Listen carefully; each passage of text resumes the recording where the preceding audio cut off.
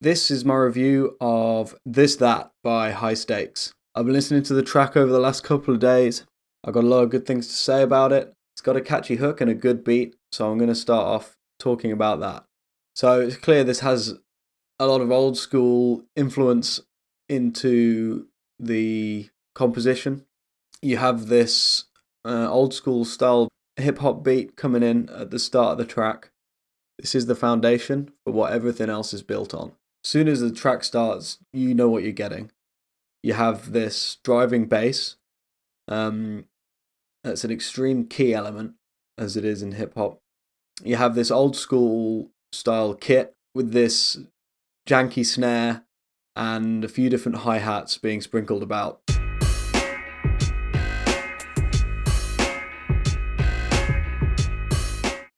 I respect the tradition of not going for the modern trap style.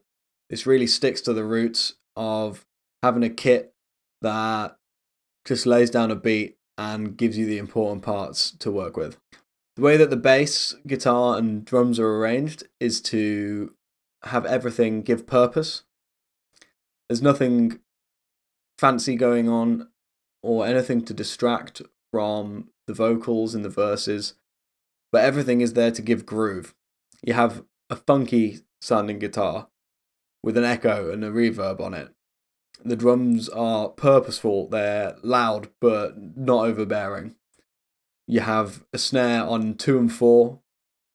It just keeps everything driving forward at a good pace and lets you know where you are. Most of all, the bass gives that hip hop groove. It's very staccato, it's muted. The bass is played with a lot of emphasis and makes you move your head and tap your feet to it. In terms of the way the song's arranged, you start really with just a stripped back chorus. There's no messing around. It brings it in, and immediately you know the style of the song, you know what's coming in the song, but it still leaves room for the song to get bigger. That's the main thing. It still has elements missing that are brought in later on in the composition. So that allows the track to be bigger as it carries on and you're not peaking too early. This that New York City shit. This that New York gritty shit. Street shit, push strong, no weak shit. After the intro and the first chorus, you quickly get into the verse.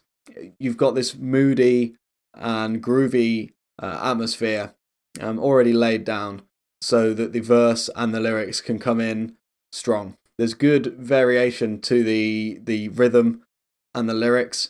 It uses a mix of call and response and also continuous flow, which makes sure that everything is kept interesting and the lines don't become stale or boring to listen to.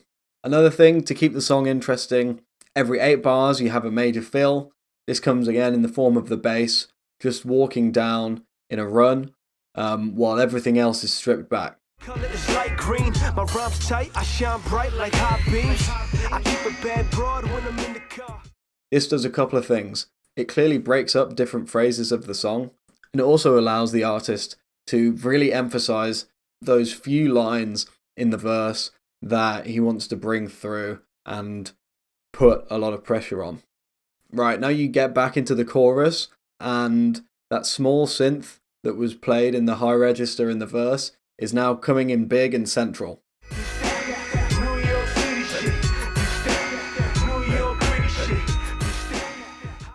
This adds a lot to the melodic structure of the track. In hip-hop, when writing, it's easy to bypass a melody, but here it's put very front and center in the chorus. This brings something to the song which isn't just a few catchy words. Talking about catchy words though, the chorus does what it's come to do. It creates a hook. After you've listened to it once, you know when it's coming again. Everyone can join in. Nobody's lost. You don't have to have listened to the song before you know what the hook is. And that's something that makes people listen again and again. And if it's a first-time listener, it allows them to join in and be a bit more connected to the music. So being hip-hop, it's got a pretty simple structure and an arrangement. So I'm just going to touch on the outro now, which is actually very clever despite being so simple. Something that's important is having your music played in venues and by DJs. Now, the outro here, where parts of the song get stripped back until you have nothing left, is really good for DJs to be able to take the song, take a bar or a few bars from the end, and then loop. And what allows them to do is transition into the next track. So even though it's very simple and continues just on a loop for a while, there is good reason to do this. And it allows people to play the music in any situation, fit it in any playlist, transition into loads of different types of tracks. So more people will listen and more people will play it.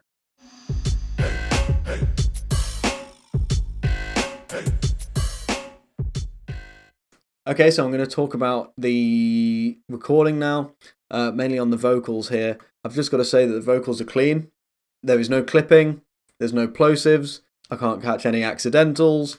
The takes are fantastic. The backing vocals and ad-libs are great as well. Nothing has been recorded too hot. Everything has been able to be brought up by the mix later on. So when you have a clean beginning on the recording, then you can get those levels up and bring everything through in the mixing. I'm going to talk about quickly the quality of the samples used as well. Everything there is also really clean.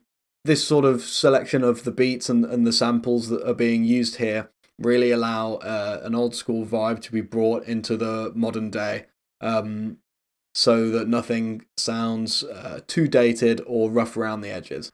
So just quickly about how the production brings the samples together. Everything is layered well. You have a couple of layers, for example, on the snare with a big snare in the back. You have a couple of layers on the synth. So you have that lead synth, but you have these bells behind it. These stacks and layers of samples and synths come together to make a real professional production package, and ensures that nothing ever sounds boring or flat or monotonous. Just the last little few bits of production I want to touch on is just the ear candy that you get from the track. As I said, you have those high-end bells, but also there is little vocal samples here and there. There's the chants in the background. They really come through nicely, but aren't too overused. There isn't blips and bloops everywhere. But what it does, it allows evolution of the track. Last word on the production is everyone loves a good classic effect, and we've got a few tape stops in here. I don't know anyone who doesn't love that. Cause greed for the money. I'm always fresh, I'm never looking for me. Moving on to the mixing of the track, I'm going to start with talking about the low end of the mix. It's super clean. You have nothing clashing with the bass and the kick. It's properly mixed so that the kick doesn't muddy up and bring the levels up too much and fight the bass for space there. It punches through the bass nicely when it comes in, so some good dipping there being used. Everything else is kept well out of the low end to keep it really clean. You don't have any of the other instruments muddying up things down there. The idea of the mids for this kind of track is to make sure that the vocals really pop out of it. This is done well as well. There isn't too many instruments filling the background here, but I'll take the guitar for example, which can clash with the sort of ranges that the vocals will give. It's pushed to the back where the vocals are brought to the front of the mix, and nothing pops out at you as being too loud or in your face here. The great use of panning, which I'll touch on in a minute, helps the mids as well, as there's not lots of high end to the track, so every instrument fills this mid space. Panning has made sure that this remains an okay thing to do, and it keeps the overall sound in check. So just to touch on the vocal mix a little bit, it's really brought to life here in the mix. because you have that sort of distortion, that warm vocal feel that comes through from the mixing of this one. They've done a really good job of EQing it to the mix and to the style, and also taking out any of the harsh sibilants to the track, allowing it to flow evenly and to keep everything at the desired level.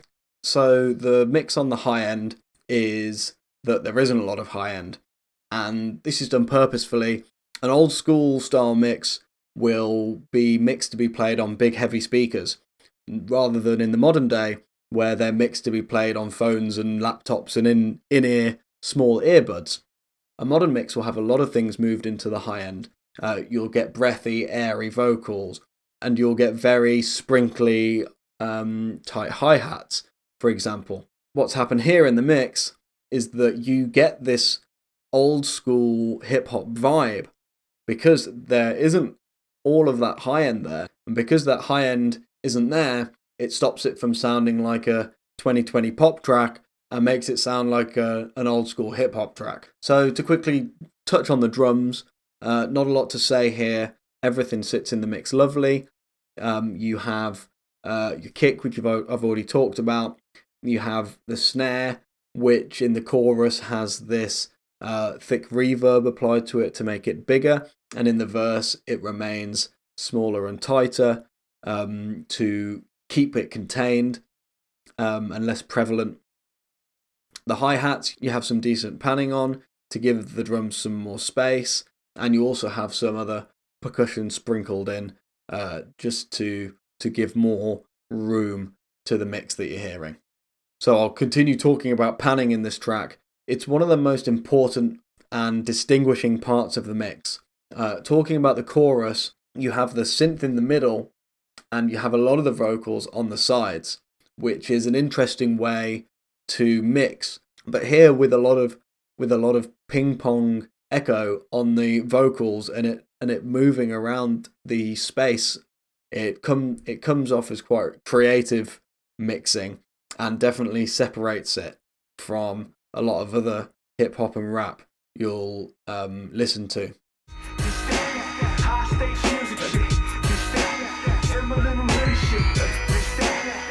To give a lot of focus to the verses, and then you have the hook, which is then much wider, and the vocals are spread out. It makes it sound more choral. It allows the melody to come down the middle, and this really distinguishes between the verse and the chorus through the production and the mix, rather than through just arrangement and composition alone. I'm just going to talk about quickly the backing vocals that are used. Just a quick note on these to say, yeah, they sound great. There's a little bit of verb put on them, and the frequencies are taken out of them a little bit. This puts them in the correct space in the mix. Money, want money, even look like money. I earn my money, I never took money. Another thing that this does is it allows the tracking in the verse with the lyrics and the vocals to be sat center, so that they don't come over the top of the main vocals and they don't interfere with the peaks and the troughs of the main vocal. And importantly, it's kept in line with the goal of the mix. As I said earlier, that's to not have loads of highs in there, actually take the highs out and have the focus on the low end and leave the vocals at the front in the mids. That's all that needed to be done here, and that's what it is. So the master here brings everything up to a good commercial volume. Nothing is squeezed out. Overall, objectively, it's a great track. It comes across as well polished and individual in multiple aspects, in the production and the mixing especially, where the originality shines, and the way that it's done, it really encapsulates a classic hip-hop vibe with a modern twist. Looking forward to hearing what High Stakes can do in the future. To me, it's a fusion between modern twist on an old school vibe, and I think this can be pushed even more by having an even more melodic structure, really bring through a modern take on a chorus, and then have a real good groove for the verse to allow the artist to really explore lyrically and rhythmically.